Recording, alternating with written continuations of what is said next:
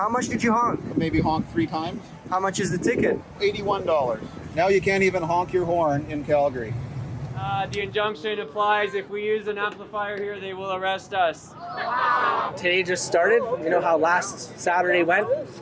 Seems like they kind of wait until the end of the day when there's less people around before they grab anybody or try to enforce anything. So They want us to think that we shouldn't be protesting federal mandates in Calgary, that this is an Ottawa problem, but this is a Calgary problem.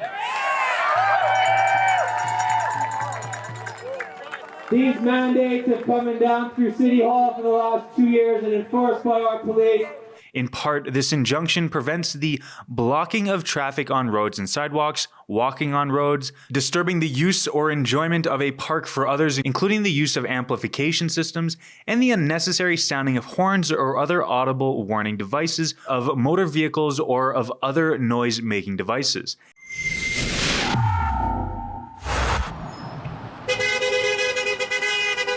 Hey guys, Sydney Fizzard here with Rebel News, and as you can see, we are at the Calgary Court Centre Parkade. We're covering the United for Freedom rally here in Calgary, which has advocated for equal rights between the vaccinated and unvaccinated, and the elimination of COVID-themed government mandates and restrictions from all levels of government. This stance has drawn the criticism of many politicians who have yet to feel the damage done by 2 years of one of the most restrictive government responses to COVID that the world has seen to date. As well, over the past 2 weeks, a handful of counter-protests took to the streets attempting to hinder the Freedom Rally's march through the city. Seeing a personally beneficial divide, the mayor of Calgary jumped on the opportunity to condemn the Freedom Rally and introduce the notion of a police crackdown on these peaceful protesters who have gathered nearly since the beginning of the so-called pandemic. Shortly after this tantrum by the mayor, the city of Calgary applied for an injunction aimed at bringing in additional police enforcement targeted towards said peaceful protesters. In part, this injunction prevents the blocking of traffic on roads and sidewalks, walking on roads, disturbing the use or enjoyment of a park for others, including the use of amplification systems, and the unnecessary sounding of horns or other audible warning devices of motor vehicles or of other noise-making devices. And it's preventing commercial activities such as vendors at parks. In an effort to alleviate the issues that might be caused by the injunction, these guys have decided to move their protest that was originally set to be held at Olympic Plaza. The injunction applies. If we use an amplifier here, they will arrest us. City Hall, they booked off today for an event that isn't actually happening so that we can't use it. So we've set up for speeches at the courthouse park. And because it's provincial territory, so they have no jurisdiction there. So they moved from Olympic Plaza to this courthouse park area, which they've identified as being provincial territory out of the jurisdiction of the injunction. And as you can see, there's plenty of enforcement on the streets here today. There's peace officers, there's police officers, there's a mounted unit. So enforcement is out here today, and they are making sure that nobody is breaching this injunction. We have just as many people this week as last week, just because I guess the point has to be made. These protesters are trying to operate and protest within the binds of this injunction, even though they still continue to protest it en masse, as it is effectively blocking their ability to peacefully protest through the streets. And even though police have brought out decibel readers today, they have not let this injunction stop them. Last weekend, we saw a taste of what Calgary police were willing to do, as they made arrests and cleared Central Memorial Park with force. As we found out from one individual arrested last weekend for allegedly breaching the injunction. I appeared in front of the Crown prosecutor for the bail this morning, which ended up being a bail of terms set, kind of reminiscent of Chris Scott and Pastor Arthur, where they did not have any money or monetary aspect to the bail. The terms set were, I am never apparently allowed to go or enter the Beltline area on any day ever. The last term being, I am not allowed to protest. That's it. About 5 words. I am not allowed to protest. So we're going to check out the scene. We're going to see what happens today. But as you know, from weeks previously, enforcement has come in with a heavy hand. So we're going to find out if that's the case today, and we'll keep you guys tuned. You want to talk? I'm not interested because I already know the law. I've got my drone with me today. I was just flying over the crowd there, getting some shots of the crowd, just doing my thing, not disturbing anybody, not getting close to anything or anyone else. And a couple of the officers came over and told me that it's illegal to fly a drone over a public crowd. So I had to give them a little bit of a school lesson on the Transport Canada laws with the weight restrictions and the licenses and stuff. Tried to get me to come down around the corner. He wanted to see my drone. I obviously said no. He wanted to hold it, take pictures of it. I said no. I gave him my ID for him to look it up himself. I have no issues with that. I was in Ottawa for 3 weeks, dealt with some of the same stuff. So just had to give him a little bit of a lesson on the law, I guess. Yeah. So, Well, and what do you make of the police enforcement we've been seeing in relation to the injunction? well, I guess today just started. You know how last Saturday went? Seems like they kind of wait until the end of the day when there's less people around before they grab anybody or try to enforce anything. So I guess we'll see what happens today, but so far it's been pretty good. From far and wide, oh Canada, we stand on guard for thee. Civil rights movement!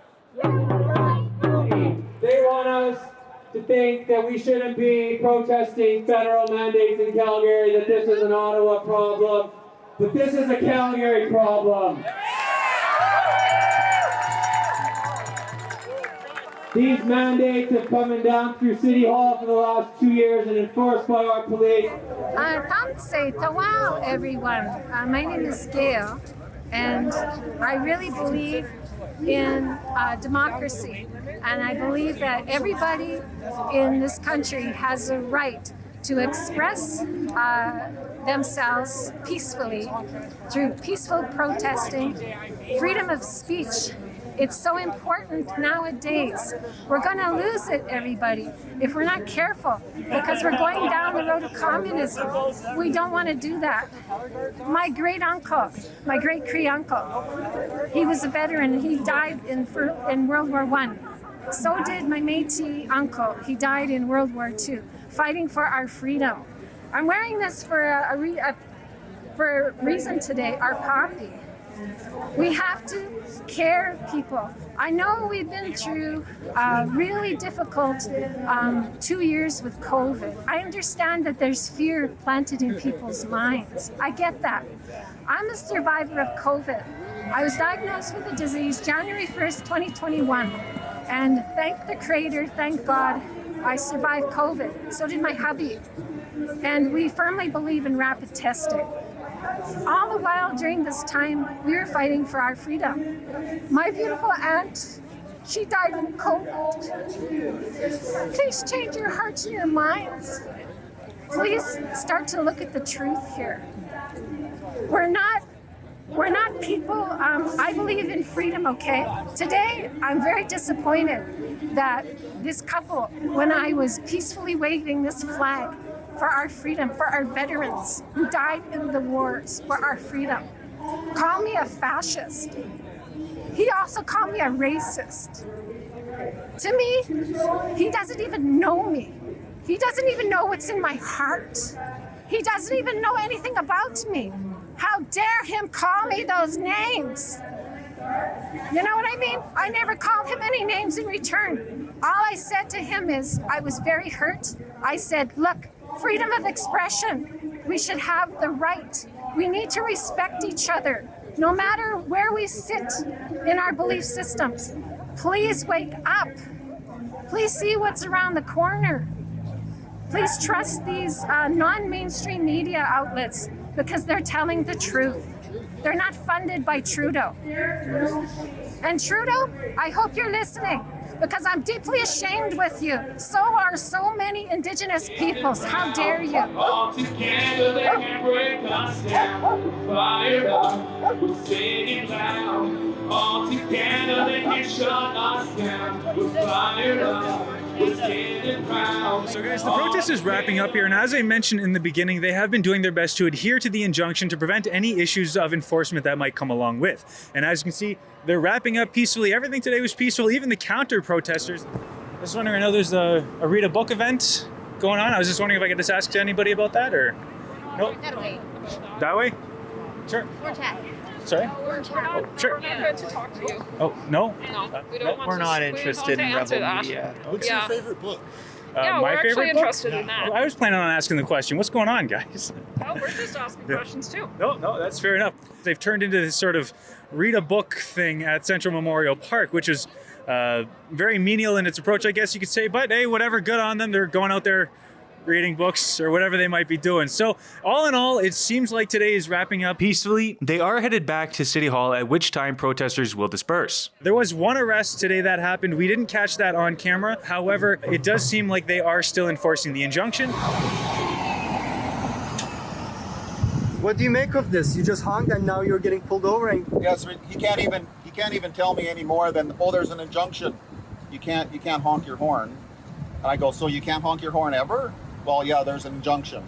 So that was his excuse to me. wow. How much is the ticket? $81. Now you can't even honk your horn in Calgary.